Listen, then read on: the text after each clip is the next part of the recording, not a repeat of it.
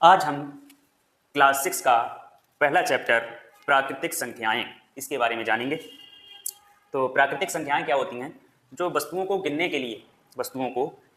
के लिए जिन संख्याओं की आवश्यकता होती है उन्हें हम प्राकृतिक संख्याएं कहते हैं। जैसे कितनी वस्तुएं हैं और कितने वेजिटेबल्स हैं, कितने फल हैं, इन सब को जानने के लिए जिन संख्याओं की आवश्यकता होती है या जिन संख्याओं का हम प्रयोग करते हैं उन्हें प्राकृतिक संख्याएं कहते हैं।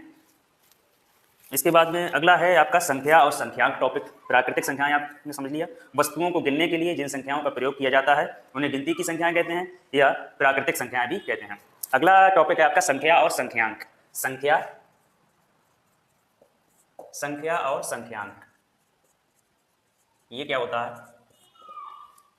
तो कितने फल हैं, कितनी सब्जियां हैं, ये क्या है? हमारी संख्याएं हैं कि जैसे 4 फल हैं, 4 सब्जियां हैं, 4 बंदर हैं, तो वो ये क्या है? ये संख्या है 4। और इसकी जगह पे हम जो लिखेंगे नंबर वो हमारा संख्यांक हो जाएगा। सिंपल सी बात है। संख्यांक क्या है? जो संख्या के जगह पर, संख्या के स्थान पर इस्तेमाल किया जाएगा, प्रयोग किया जाएगा, यूज किया जाएगा, उसे हम संख्यांक कहते हैं। अब जैसे इसमें बताया हुआ है कितनी संख्याएं, कितनी वस्तुएं हैं, जिससे इसका पता चलता है उसे संख्या कहते हैं। और जिन्हें संख्या के स्थान पर प्रयोग किया जाता है उन्हें संख्यांक कहते हैं। जैसे 5 के स्थान पर क्या यूज करते हैं? नंबर 5। तो ये इसका संख्यांक है। अगला टॉपिक है इसमें आपका, बहुत ही तेजी से आगे बढ़ेंगे हम लोग। अगला है हमारा आरोही और अवरोही क्रम। ये जो है बहुत ही मेन है और जो है ये आपको आना चाहिए। आरोही और अवरोही क्रम क्या होते हैं? आरोही क्रम और अवरोही क्रम। आरोही आने वाला क्रम यानी अगला क्रम, यानी कि बढ़ता हुआ क्रम। आरोही आने वाला क्रम यानी कि बढ़ता हुआ क्रम। अवरोही क्रम अवरोध पैदा करने वाला क्रम। आप इस तरीके से समझ सकते हैं, अवरोध पैदा कर रहा हो, रुकावट पैदा कर रहा हो, यानी कि उल्टा क्रम जो है। अवरोही क्रम होगा आपका उल्टा क्रम, यानी कि संख्याओं का घटता हुआ क्रम। और अब आरोही क्रम संख्याओं का बढ़ता हुआ क्रम। एग्जाम्पल देख लेते हैं। 1 2 3 4 5, ये क्या है? संख्याओं का बढ़ता हुआ क्रम है। इसी तरीके से अवरोही क्रम हो जाएगा आपका 5 4 3 3 2 1। अच्छा, इनमें जो है एक खास जो पॉइंट है, नोट की बात है, वो ये है कि जब भी हमें जो है सबसे छोटी संख्या प्राप्त करनी होगी, सबसे छोटा नंबर हमें जब चाहिए होगा, तो हम इन संख्याओं के क्रम को बढ़ते हुए क्रम में यानी आरोही क्रम में लिखेंगे। तो ये पॉइंट लिख लेते हैं। सबसे छोटी संख्या के लिए, सबसे छोटी संख्या के लिए हमें क्या करना है? संख्याओं को आरोही क्रम में लिख देना है। और सबसे बड़ी संख्या के लिए अवरोही क्रम में लिख देना है। सबसे बड़ी संख्या, सबसे बड़ी संख्या के लिए, सबसे बड़ी संख्या के लिए क्या कर देंगे? अवरोही क्रम में लिख देंगे।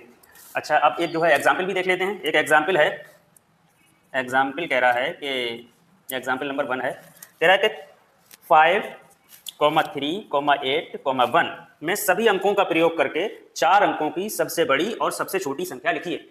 तो सबसे बड़ी संख्या लिखते हैं। सबसे बड़ी संख्या, और सबसे बड़ी संख्या क्या हो जाएगी? सबसे बड़ी संख्या के लिए क्या करें? हम इसको अवरोही क्रम में लिख दें, यानी कि अवरोही क्रम का मतलब घटते हुए क्रम में। तो सबसे बड़ा नंबर हमारा यहाँ पर 8 है, उससे छोटा 5 है, उससे छोटा 3 है, उससे छोटा 1 है। तो सबसे बड़ी संख्या हमारी 8531 आ गई।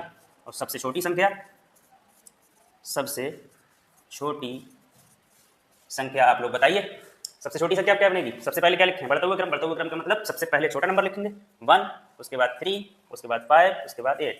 1358 ये हमारी सबसे छोटी संख्या आ गई। इसी तरीके से एग्जाम्पल 2 भी देख लेते हैं क्या कह रहा है।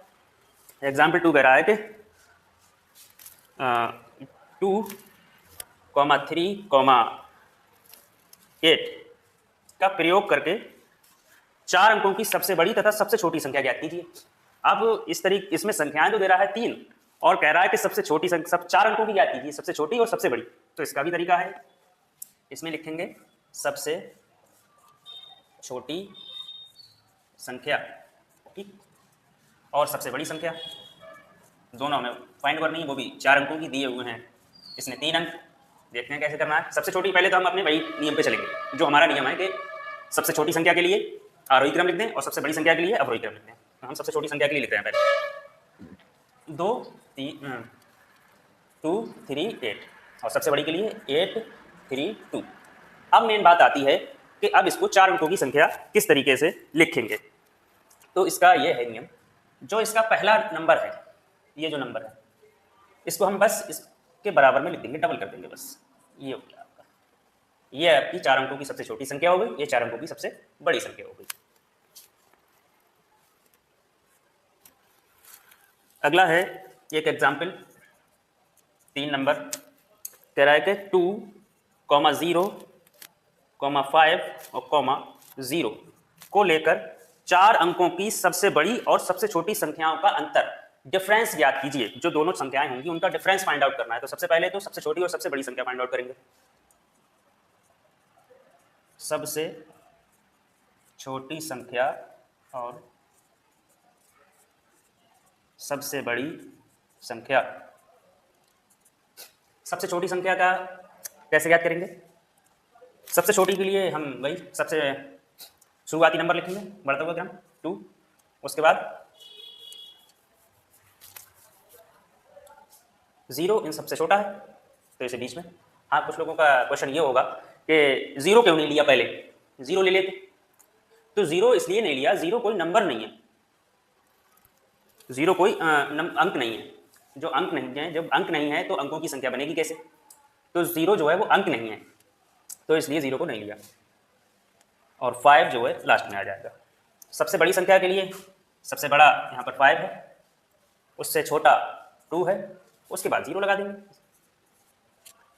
क्योंकि 0 की इससे पहले कोई वैल्यू नहीं है, कितने ही 0 लगा दें आप, जब तक नंबर यहाँ नहीं होगा।